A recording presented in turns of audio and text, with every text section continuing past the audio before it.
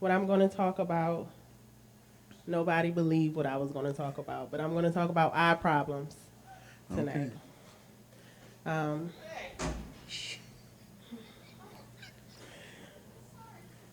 so when I was trying to think about something to talk about this evening, my mind drew a blank. I was texting Pop, like, Pop, what can I talk about? He kept saying, talk about what is in my heart, and, I asked the Most High, and he told me to talk about the eyes. Okay. This is a touchy subject because I experienced eye problems all my life.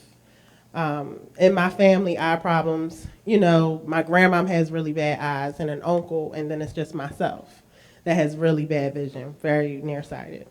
So I thank y'all that, my son Jaden has 20/20 vision, thankfully. So as of right now, my vision is getting worse. My eye doctor actually told me last year that my retinas are at risk of detaching. So, and I'm due for an appointment this year, but I just don't want to go back because I feel like there's nothing that man can do for me. And she kind of brought my world down when she told me that, but I said no, the Most High won't let it be this way. So I'm going to rely on the Most High for this one. I think I That's would right. rather lose a toe or a finger before I lose my eyes.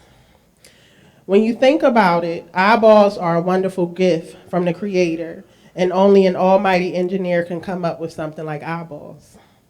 If you think that a computer is complex, think for a moment about all the parts of the eye. First, you start with the sclera, which is the white part of your eye, the outer white part of your eye that holds this little ball of jelly together, or the cornea, which is the transparent, kind of invisible front of your eye that lets the light in. Thank you, baby. Then you have the iris, which is the adjustable part of the eye that controls the amount of light that actually goes in and out of your eye through the pupil. Or the retinas, which is back and behind inside your eyes, which is the projection screen of your eye that receives the light. Or the optic nerve, which actually carries the light signals to the brain, which is actually the seeing organ. So let's stop right here because we're not going to get into the brain and all that stuff because that's just too much. So now a quick fact: everyone knows that our fingerprints are unique to who we are, right? No two people in this world have the same fingerprints. The probability of two people with matching fingerprints are actually 1 in 46 billion. And even though there's not that many people on this earth, that's how sure they are that two people don't have the same fingerprints. So it's kind of like the snowflake principle. No two snowflakes are alike. So this same principle goes with your eyes.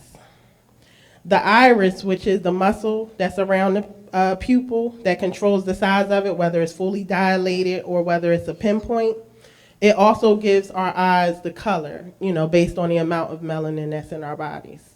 So no one can have your eyes.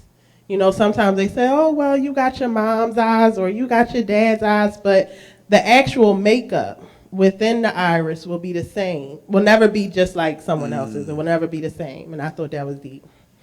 So science and technology knows this. They not only have fingerprint scanners, like, for passwords on your phone or a password on your computer, they use fingerprint scanners, but they can now scan your eyes. Okay, so a study I seen online is that the eye scanner actually has little issues compared to the fingerprint scanner. So you can look at your phone and it can scan and know that it's you, and then it'll open right up. So science also proves that the eyes are truly the windows to the soul. And we hear about that a lot, right? But is it really true? Our irises are made up of special characteristics, and can't describe them to you, but it's crypts, pigment dots, and furrows inside of your iris. So these things make our eyes different, like the lines within our fingerprints. Now, they have found that people with densely packed or more together crypts in their irises are more warm-hearted, they're more tender, they're more trusting, and they're more likely to sympathize with others. But those with more contraction or wild furrows in their eyes are more neurotic or more impulsive and likely give way to addictions or cravings.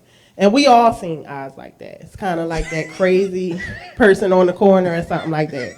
They just wicked.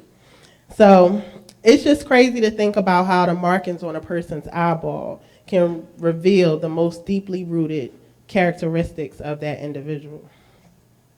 So there's a strong connection between a person's iris and a person's personality. But, of course, the Most High Yah knew this.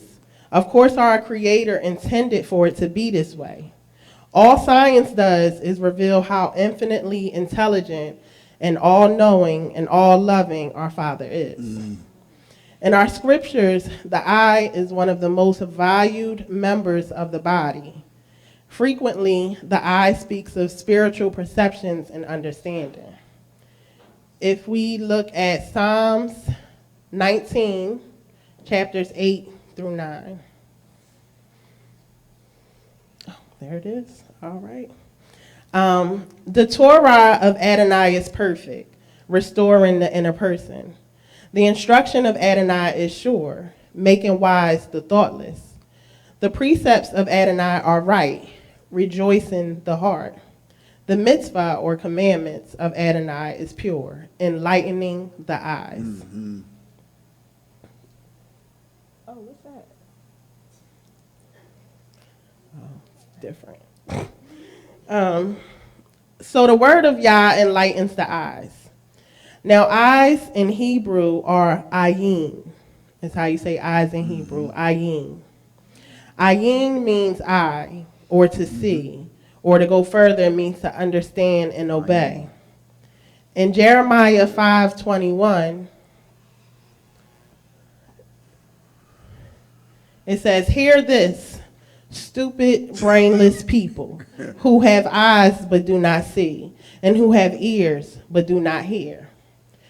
Now, how can you have eyes but do not see? Is that person blind? And if that person isn't blind, is it possible to have eyes and do not see? You know, this is very applicable to people today, you know, that cannot see the truth. People just wake up every day and they don't see the spiritual warfare that's going on. They just see the physical. So, you know, they wake up, they see their alarm clock, they see their cup of coffee in the morning on the coffee table. They see the traffic that they're stuck in on their way to work. They see their boss. And they just see life for what it is. But they do not actually see. They do not actually understand. Y'all get that? Mm-hmm. A lot of them open their Bibles and read the scriptures the same way as I do, but they do not see. They are not enlightened. The Most High's commandments, his laws and statutes, or his Torah, can enlighten the eyes. You know, people are blind to the truth. And when you tell them the truth, they just hate it, you know, because it goes against their lifestyle. True. I have a lot of family members, and we all do. They're still wrapped up in different pagan traditions or man-made traditions or Christianity. And we all came from that place. You know, we all ate pork, or we all worshiped on Sundays and not the Sabbath day like the Bible says. And we all celebrated holidays and Christmas, and we was wrapped up in the world, and we loved it. Mm-hmm. It felt good. We loved it. And we were all blind to the truth. And the truth is in the very book that the Most High gave to us, his children. You know, this book is not this big for nothing, really. All you have to do is just open a book and open your eyes. And you will receive one of the greatest gifts that the world could never give you, and that is salvation. In Matthew chapter 13, verses 14 to 15, it says, "That is in them is fulfilled the prophecy of Yeshayahu," which is Isaiah, which says, "You will keep on hearing but never understand, and keep on seeing but never perceive. Because the heart of this people has become dull. With their ears they barely hear, and their eyes they have closed, so as not to see with their eyes, hear with their ears, understand with their heart, and do teshuvah, so that I could heal them.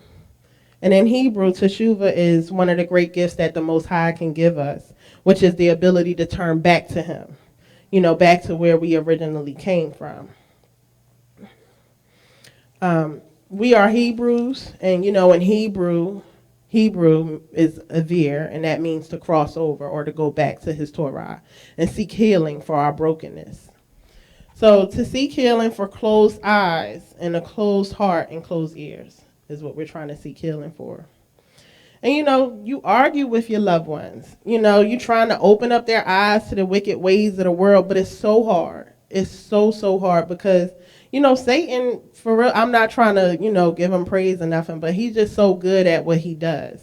We as people, we have weaknesses and we have limitations, and our eyes and our minds often fail to recognize what is right in front of us, especially if we expect what we are looking for to be somewhere else. It's the old hidden in plain sight trick. Satan hides the truth in plain sight so that when a person sees what I'm trying to tell them about the world or about the way that the Most High commanded for us to live, they just don't believe it.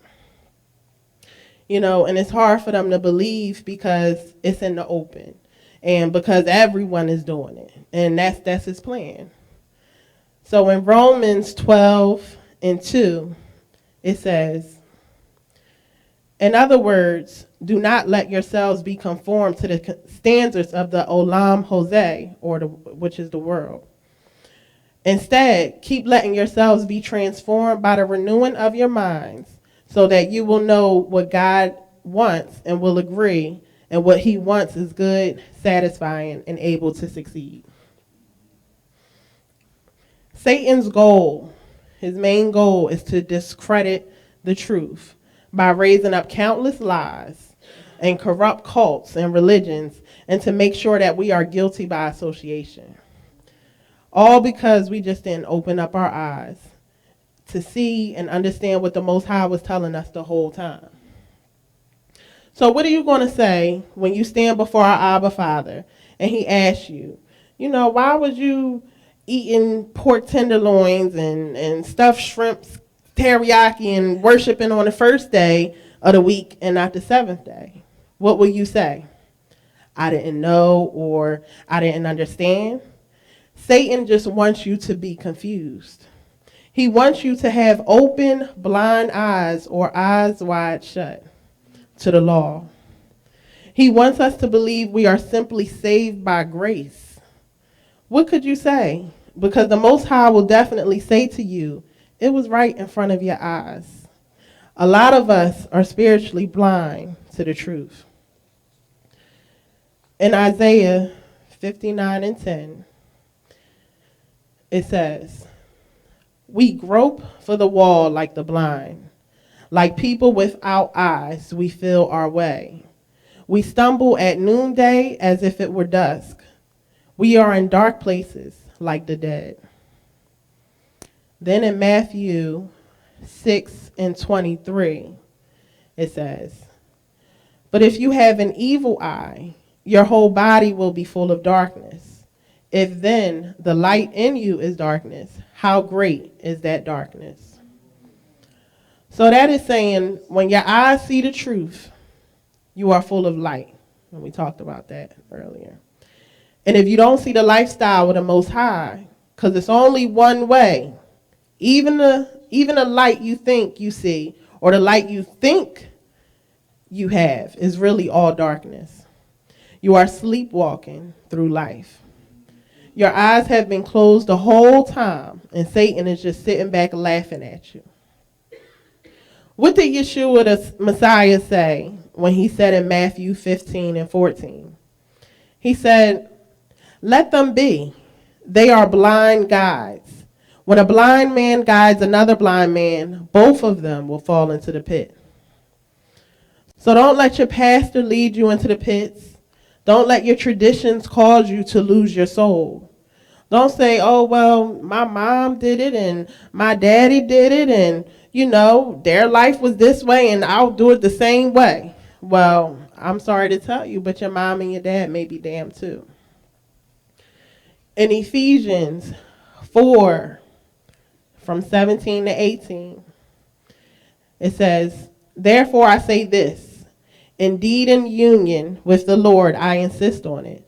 Do not live any longer as the pagans live, with their sterile ways of thinking.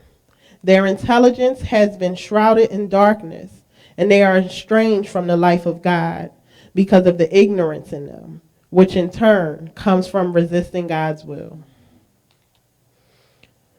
Then we're going to go to 1 John 2 and 11.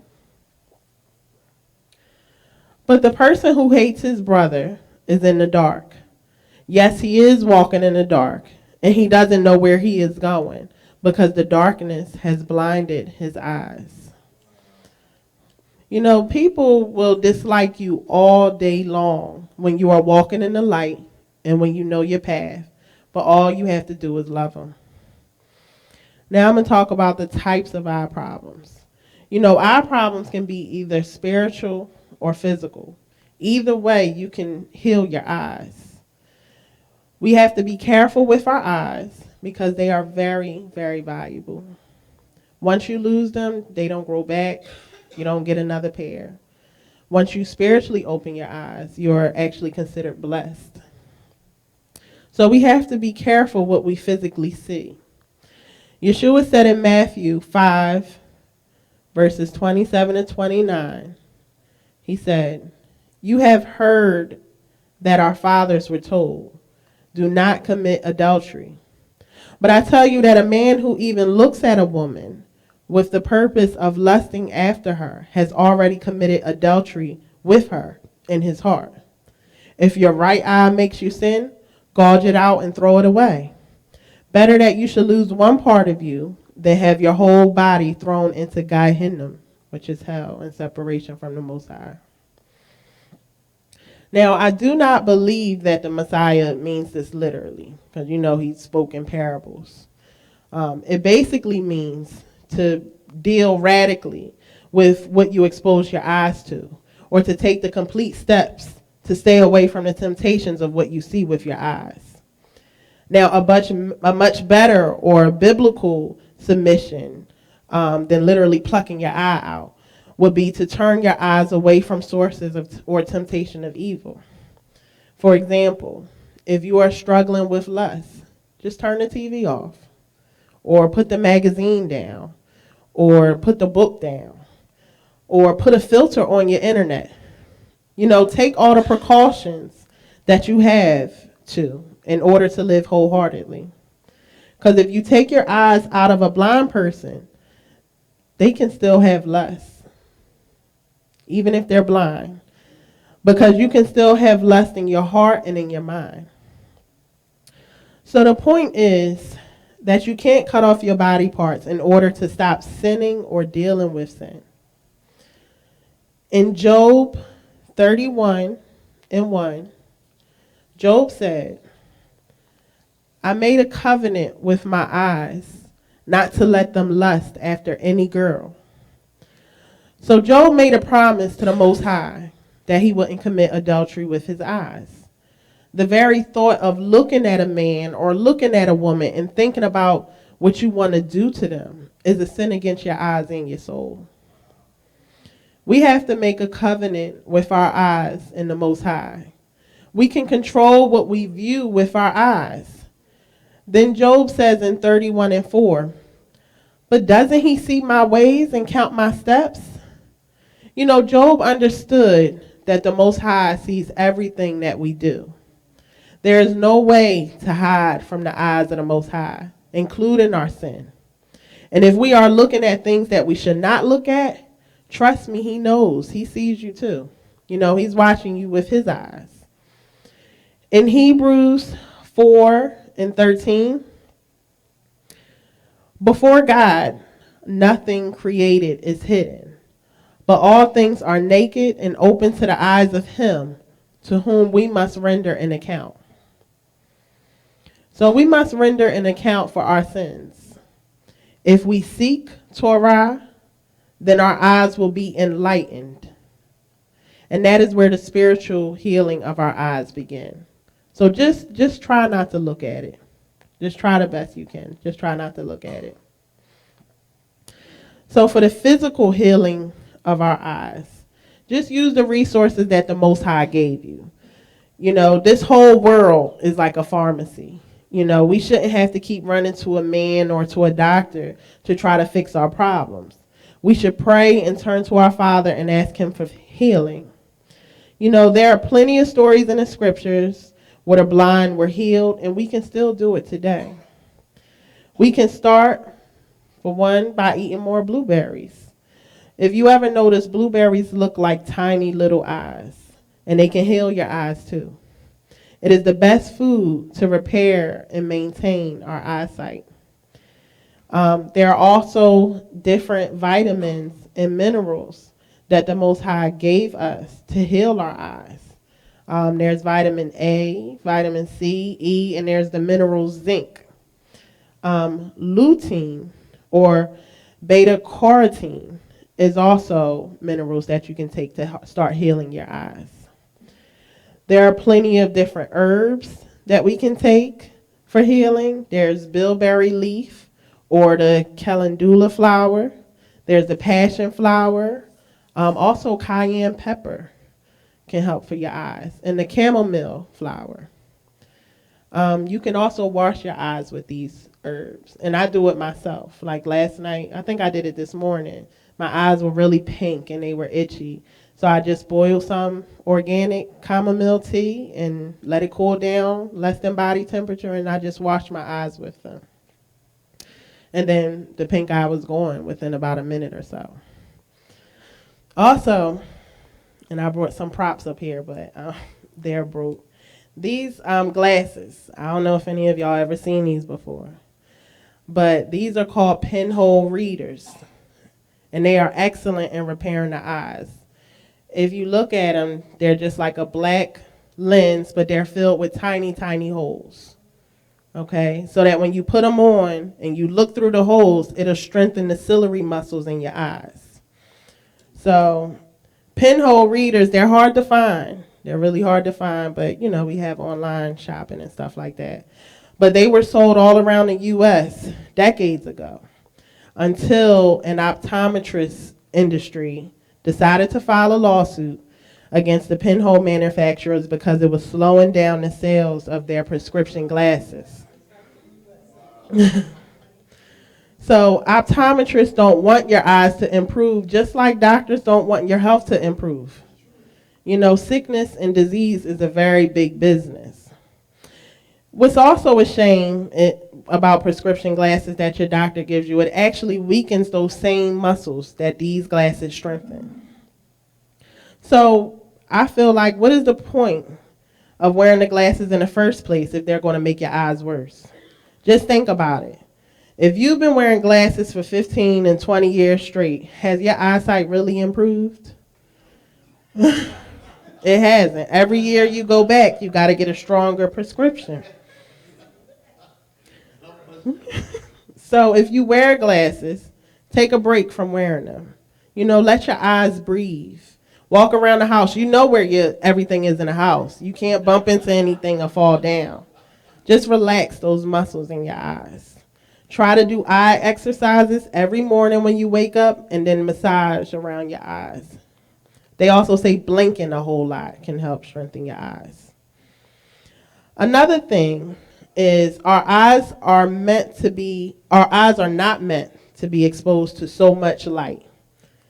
And I mean like the bad light, like from computers, from tablets or your phones or our 50-inch TVs, you know. And I also found out too, whatever size your TV is, if you have a 50-inch, you're supposed to sit 50 inches away from it to protect your eyes. Just a little fact.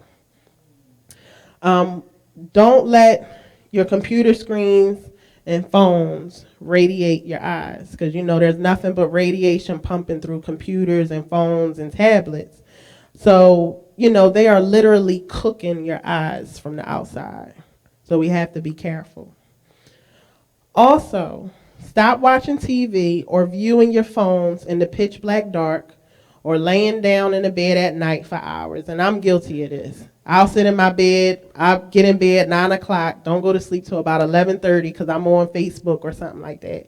You know, it's bad for your eyes. We are overworking our eyes as of right now.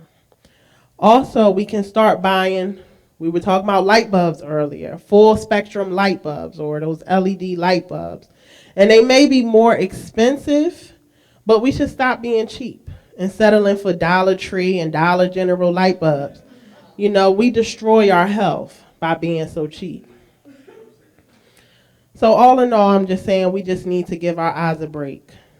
Our eyes spiritually and physically are a blessing. Yeshua said it best in Luke 10:23.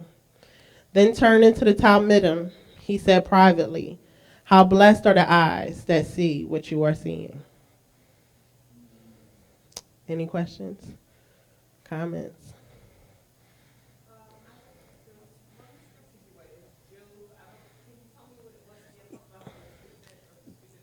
Oh, that one wasn't Job. That was I think it was Jeremiah. Jeremiah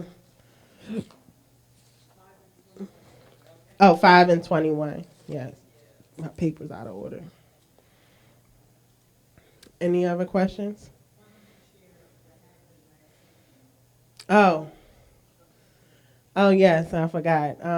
Last night, as I was typing and I was trying to finish these stories, and my eyes are bad, and I try not to wear my glasses and stuff like that because I want to strengthen my eyes. And last night, I just broke down crying. I broke down crying because it's scary. I don't know who in here has really bad eyes, but it's very scary to not be able to see. And I broke down crying, and I was just praying to the Most High for healing. Just give me the answers to how I can heal my eyes. What can I do? And he just started delivering these messages to me. And it was funny because while I was crying, or I think it was like towards the end of me crying, for about maybe 2 seconds, when I opened my eyes, everything was clear. And I feel like that was the Most High saying to me, it'll be okay. So, any other questions? I have a poem that I wrote that I want to read. I think we can all do insight to the thing. Looking to my eyes. Mm-hmm. Because like you said, you see a lot. Mm-hmm. Mm-hmm. Yeah. You see a lot. Yeah, I do. It's scary to have eyes. You got to really take care of them. And a lot of people take them for granted, but, people who are blind and things like that, imagine how they feel. So this is a poem I wrote. It don't have a title, but of course it deals with the eyes. And it says, stumbling in the dark, searching for the light switch, my eyes desperately trying to be enriched, to be fulfilled, perfected and healed, but they are so searching through concealed in hurt and pain, strained and screaming out loud, like I'm silently screaming in the middle of a crowd and no one hears me. So I scream out to the Most High, begging him to heal my eyes, to help me see the light. Shine on me your word, because my vision is blurred. And I'm stumbling and falling in darkness. I can't continue being heartless. I can't continue to have despised eyes, telling wise lies. Sin can't continue to advise or apply to my life. The Most High is now turning on the lights and elevating me to new heights, giving me a brighter insight. And his Torah enlightened my lights and opened my eyes. Thank you, Yah.